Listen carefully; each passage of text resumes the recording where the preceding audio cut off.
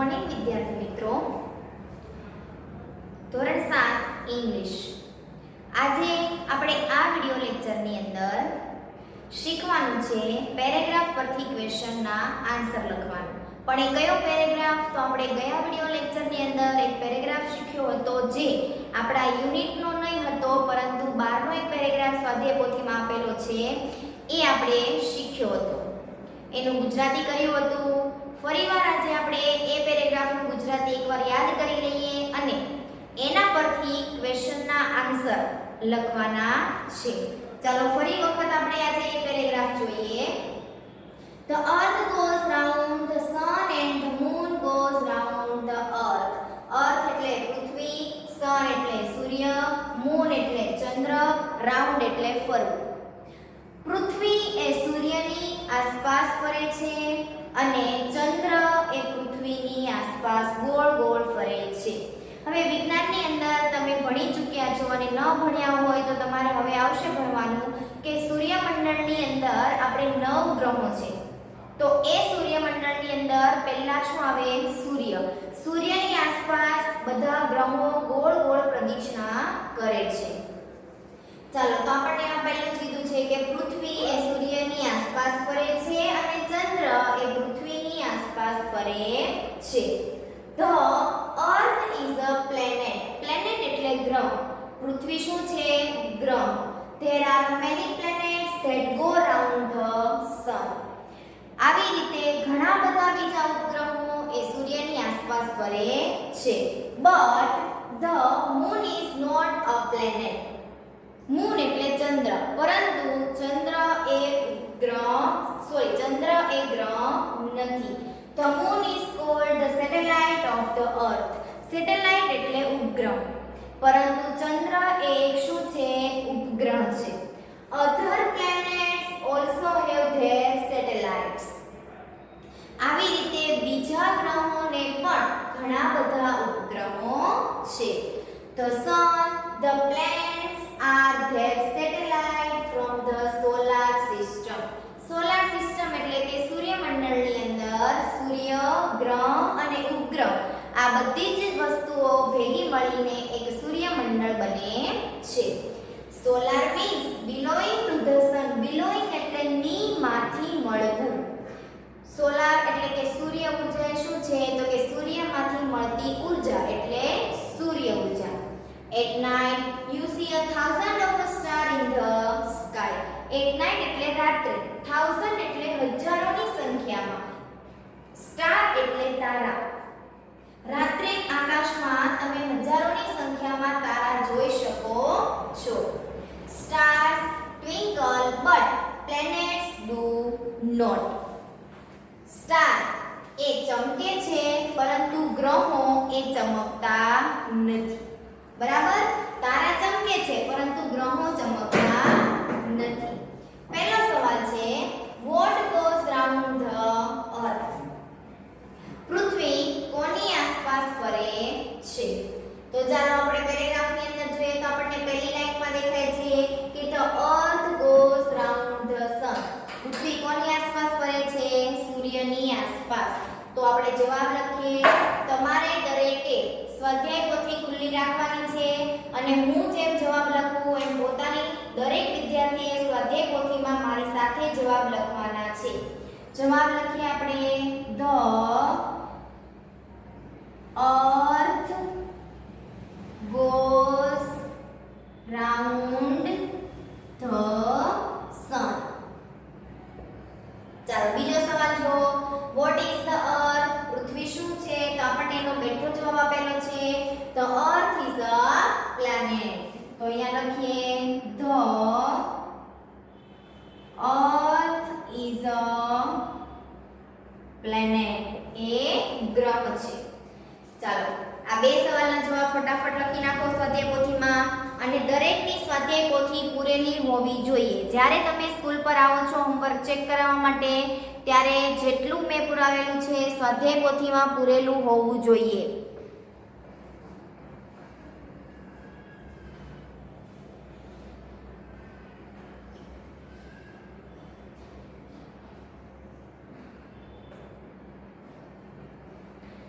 ચાલો લખાઈ ગયું. હવે આપણે જોશું ત્રીજો સવાલ. મેં તમને કીધું છે તમને ન ફાવે તો શું કરવાનું, તમારે સ્ક્રીનશોટ પાડી લેવાનો અને પછી લખવાનું. ચાલો ત્રીજો સવાલ કીધો છે what is the moon called. ચંદ્રને શું કહેવાય? તો અહીંયા તમને ઓપ્શન આપેલા છે, એમાંથી ચંદ્ર શું છે? ઉપગ્રહ. તો એના માટે શું વપરાયું છે? સેટેલાઇટ. તો અહીંયા જવાબ આવશે બી, સેટેલાઇટ. ચાલો ચોથો છે what is the solar system. Solar system એટલે કે સૂર્યમંડળ શું છે? આપણે જોયું હતું કે સૂર્ય, ચંદ્ર, સૂર્ય, ગ્રહ, ઉપગ્રહ આ બધા ભેગા મળીને એક સૂર્યમંડળ બનાવે છે અને સૂર્યમાંથી મળતી ઊર્જાને કહેવાય સૂર્ય ઊર્જા. તો આપણે અહીંયા લખીએ, આપણને પેરેગ્રાફની અંદર આપેલું છે જો કે the sun, the planets and the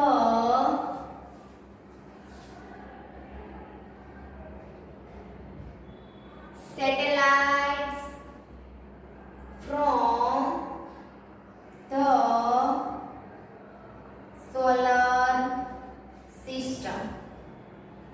એની સાથે સાથે એ પણ લખી દઈએ કે solar means belonging to the sun. સૂર્યમાંથી મળતી ઊર્જા. ચાલો લખી નાખો સવાલ 4 નો જવાબ.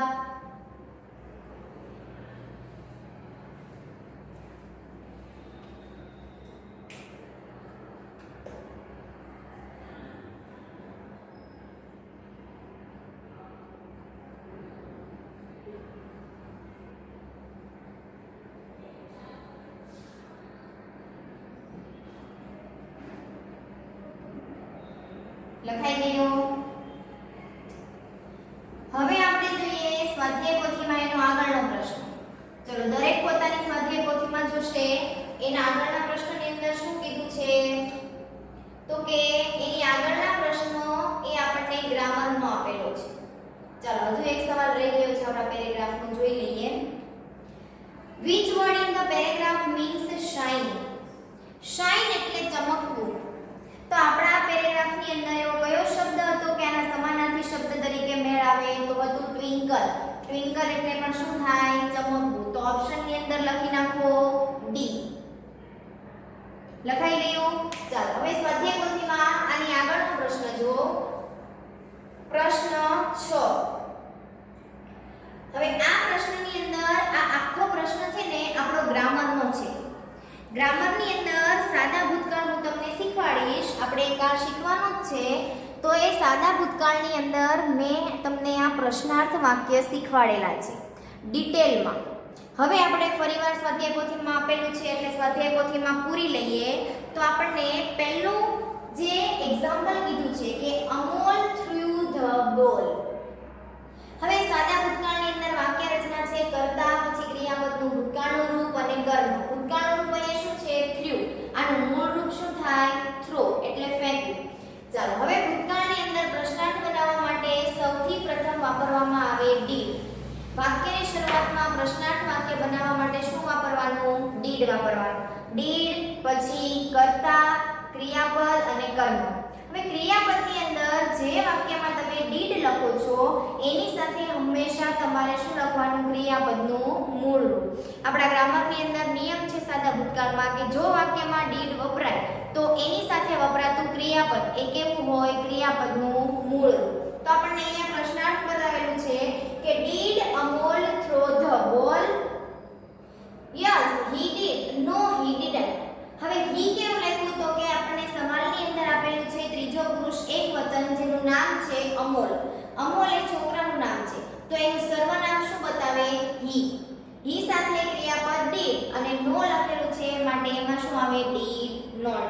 નો વાળા વાક્યમાં હંમેશા ડીડ પછી એટલે કે ટુ બી ના ક્રિયાપદ પછી શું મૂકવાનું આવે? નોટ. ચાલો એના પછીનો આપણે અત્યારે આપણે પહેલો અને બીજા બે જવાબ લઈ લઈએ. The boys flew kites yesterday. ચાલો પહેલા તો આપણે આની અંદર પ્રશ્નાર્થ બનાવીએ. પ્રશ્નાર્થમાં વાક્ય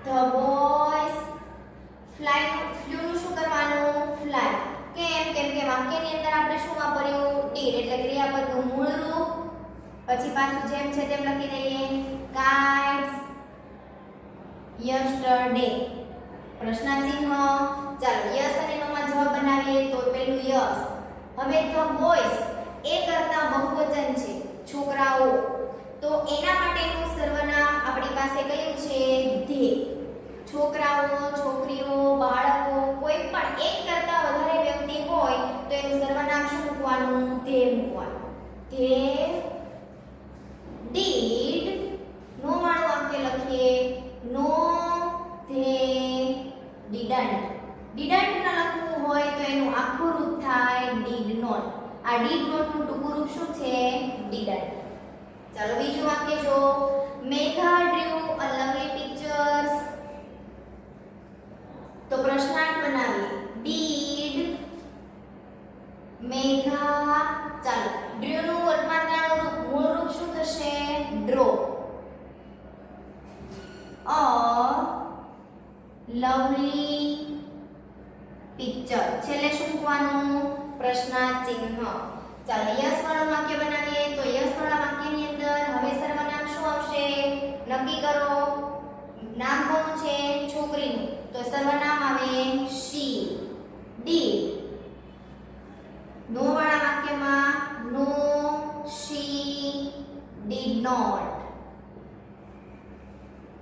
ચાલો ફટાફટ લખી નાખો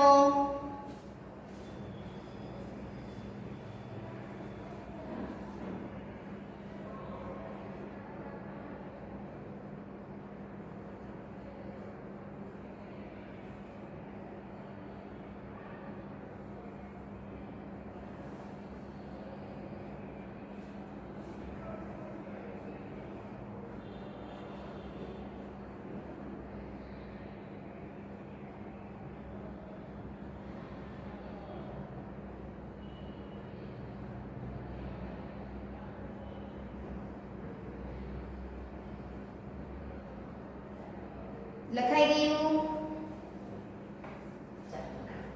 હવે આપણે જોઈએ છે ત્રીજું વાક્ય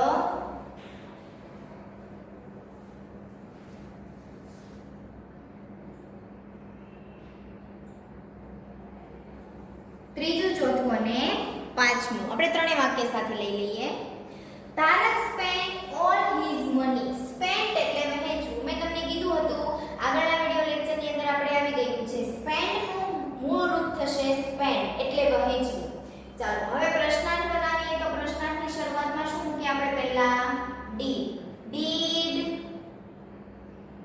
Tarak spend all the money છેલ્લે શું મૂકવાનું પ્રશ્નાર્થ ચિહ્ન કેમ અહીંયા સ્પેન્ડ આવ્યું તો વાક્યમાં શું વપરાયું છે ડી ચલો આનું યસ વાળું વાક્ય લખીએ આપણે તો લખીએ યસ તારક ત્રીજો પુરુષ એકવચન છોકરાનું નામ છે માટે અહીંયા સર્વનામ શું આવે હી યસ હી ડીડ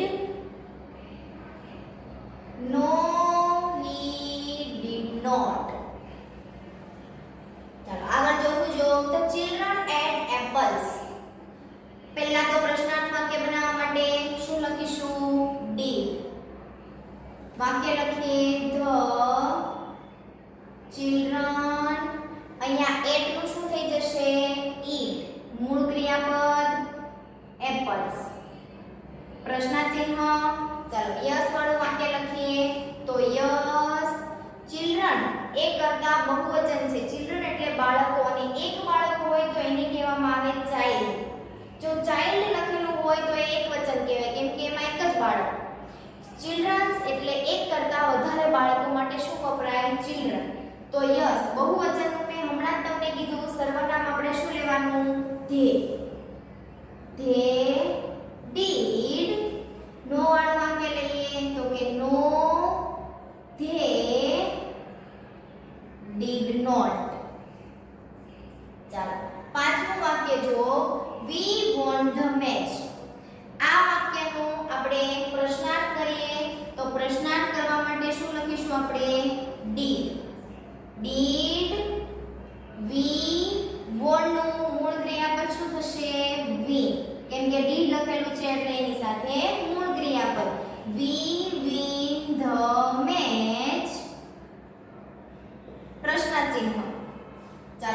ચશ્માનો જવાબ દઈએ.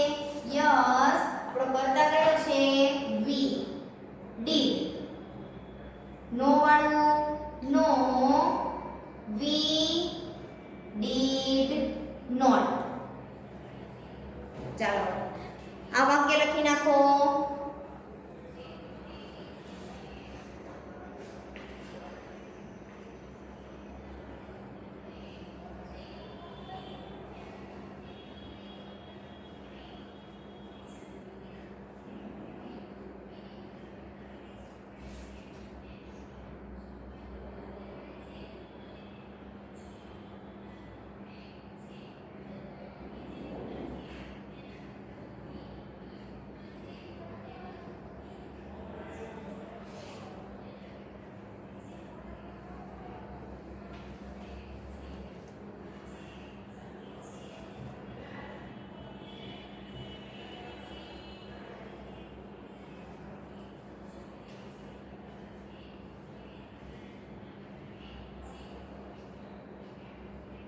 ચાલો લખાઈ ગયું. હવે આપણે આગળ જોવાનું છે. એની આગળનો પ્રશ્ન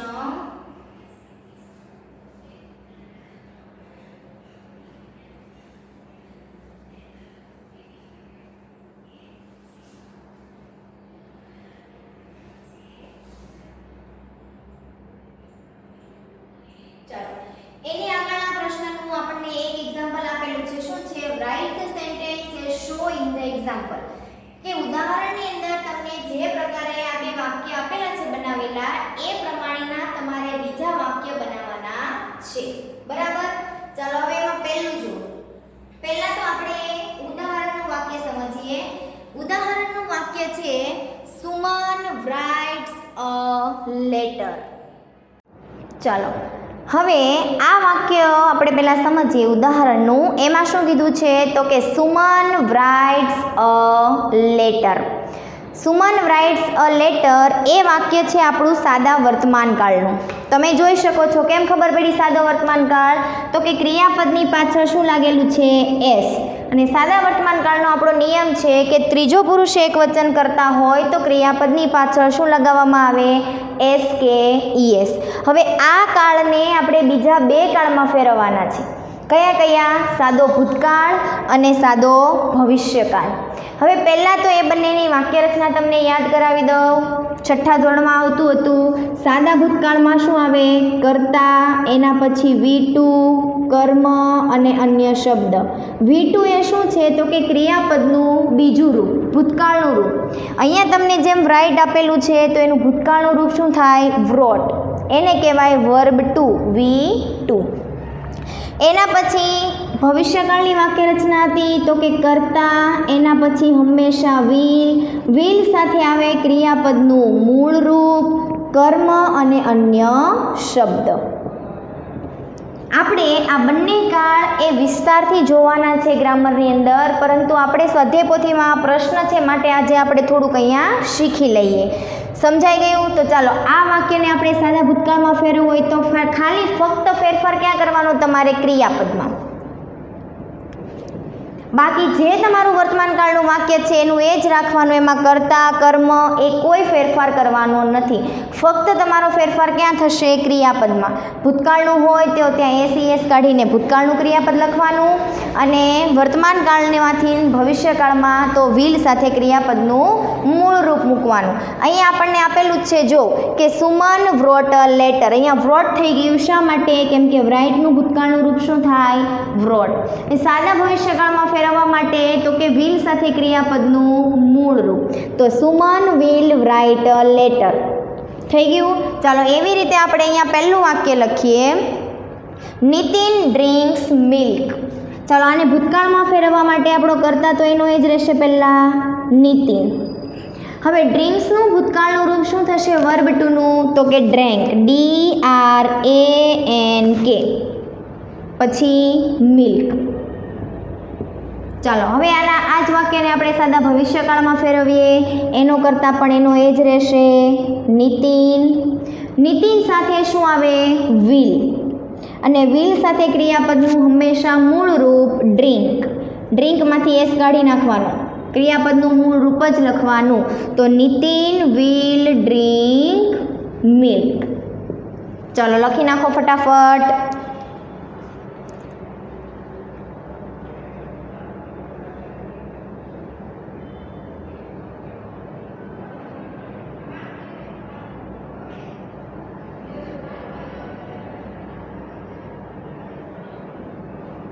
તમારે ફક્ત વાક્યનો જવાબ લખવાનો છે. મેં સમજાવી એ વાક્ય રચના લખવાની નથી. એ મેં તમારી સમજૂતી માટે સમજાવ્યું હતું. ચાલો લખાઈ ગયું. હવે આપણે જોઈએ આના આગળના વાક્ય.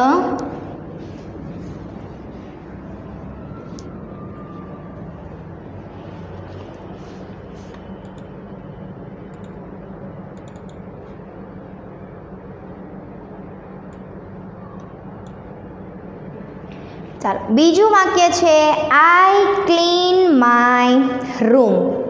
બરાબર. હવે પહેલાં તો એ વાક્યને આપણે સાદા ભૂતકાળમાં ફેરવીએ. સાદા ભૂતકાળમાં ફેરવતી વખતે કરતા એનું એ જ રહેશે આઈ. ચાલો ક્લીનનું ભૂતકાળનું રૂપ વર્બ ટુનું રૂપ કયું છે? ક્લીન. પાછળ ઈડી લગાવવાનું. માય રૂમ બની ગયું. ચાલો હવે આ જ વાક્યને આપણે ભવિષ્યકાળમાં લખીએ તો કરતા એનો એ જ આઈ. કરતા પછી ભવિષ્યકાળમાં શું આવે? વિલ. વિલ સાથે ક્રિયાપદનું મૂળ રૂપ ક્લીન માય રૂમ. આવડી ગયું. તમારે ફક્ત કરતામાં જ ફેરફાર કરવાનો, બીજા કોઈ પણ જગ્યાએ ફેરફાર કરવાનો નહીં. ચાલો ત્રીજું જો. મિસિસ વ્યાસ ટીચીસ અસ ઇંગ્લિશ. મિસિસ વ્યાસ ત્રીજો પુરુષ એકવચન, એટલા માટે વર્તમાન કાળમાં ક્રિયાપદની પાછળ શું લાગ્યું? ઈએસ. હવે ભૂતકાળમાં લખીએ. પહેલાં તો કરતા એનો એ જ રહેશે આપણો મિસિસ વ્યાસ. હવે ટીચનું ભૂતકાળનું ક્રિયાપદ શું થાય? વર્બ ટુનું ટોટ. TAUGHT. અસ ઇંગ્લિશ.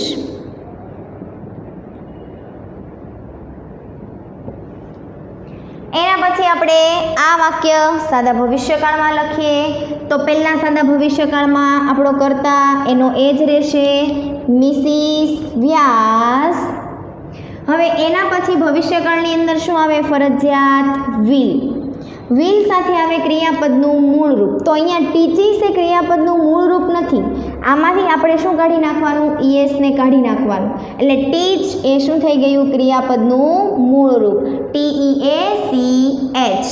ટીચ અસ ઇંગ્લિશ.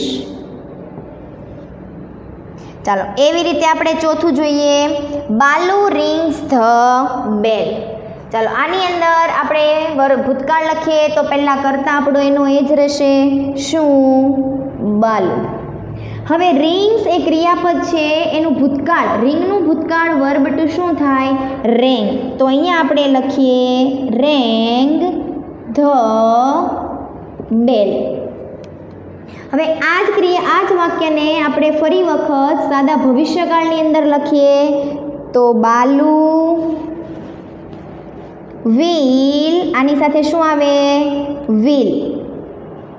રેંગ વિલની સાથે આવશે ક્રિયાપદનું મૂળ રૂપ. તો એનું મૂળ રૂપ છે રિંગ ધ બેલ. ચાલો લખી નાખો ફટાફટ આ 3 વાક્ય.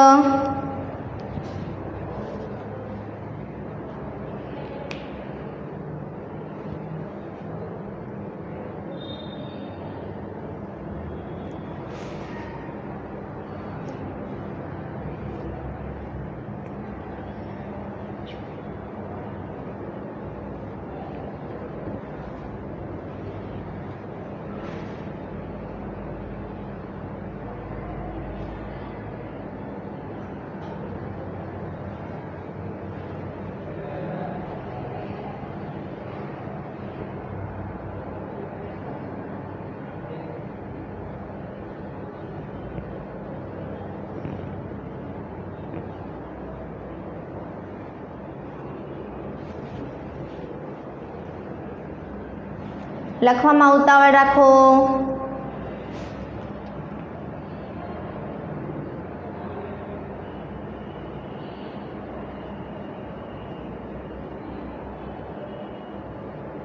ચાલો લખાઈ ગયું. હવે આપણે હજુ એક પાંચમું વાક્ય આપણું બાકી રહી જાય છે, એ લખી નાખીએ.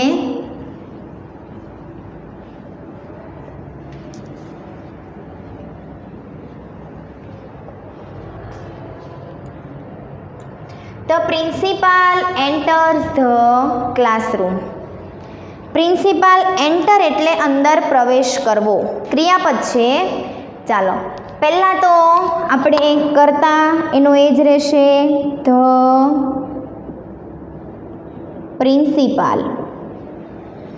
એન્ટર્સ એ એન્ટરમાંથી એસ કાઢી નાખવાનો અને એન્ટરનું અંદર પ્રવેશ કરવો એનું વર્બ ટુ એટલે કે ક્રિયાપદનું બીજું રૂપ થશે એન્ટર્ડ. ENTERED પાછળ શું લાગશે? ઈડી. The classroom. ચાલો એના પછી એને સાદા ભવિષ્યકાળમાં લખીએ તો આપણો કરતા એનો એ જ રહેશે ધ પ્રિન્સિપાલ. સાદા ભવિષ્યકાળની વાક્ય રચનામાં હતું કરતા પછી વિલ. વિલની સાથે ક્રિયાપદનું મૂળ રૂપ, તો એન્ટરનું મૂળ રૂપ થાય એન્ટર. The classroom.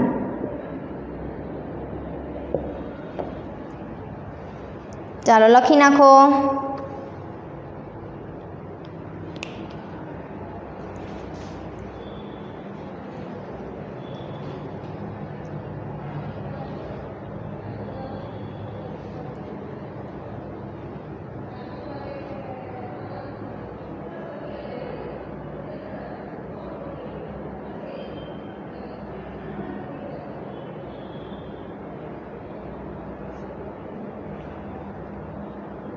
ચાલો લખાઈ ગયું.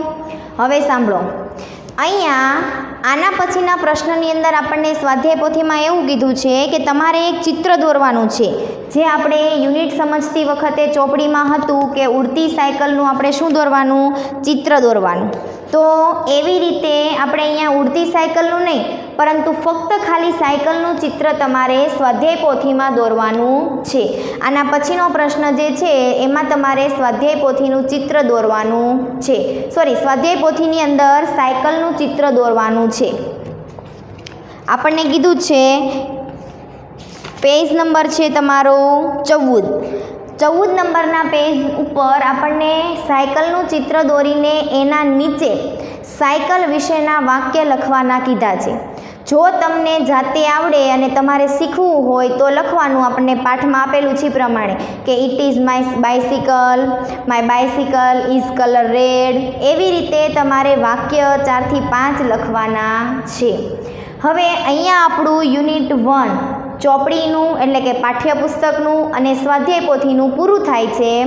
જ્યારે તમને હોમવર્ક બતાવવા માટે કહેવામાં આવે ત્યારે તમારે નોટ અને સ્વાધ્યાય પોથી ઇંગ્લિશની ફરજિયાત લઈને આવવાનું રહેશે. અને દરેકે ઇંગ્લિશની સ્વાધ્યાય પોથીની અંદર યુનિટ 1 એ પૂરેલું હોવું જોઈએ. નોટની અંદર પણ તમને જે હોમવર્ક રોજે રોજ વિડીયો લેક્ચરની અંદર આપવામાં આવે છે એ ફરજિયાત કરીને લાવવાનું રહેશે.